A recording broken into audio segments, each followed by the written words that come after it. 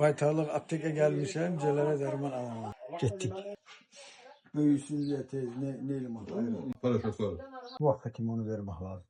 Ne kadar verirler. Tük dökülü be temiz. Tahmin edebilirsiniz. Hala bu şeyleri verirdim. Bu nedir? Bu süper bitti. Bunlar oksetras. Olur. Tök tök. 1 litre suya yarım çay kaşığı. Oldu. 1 litre suya.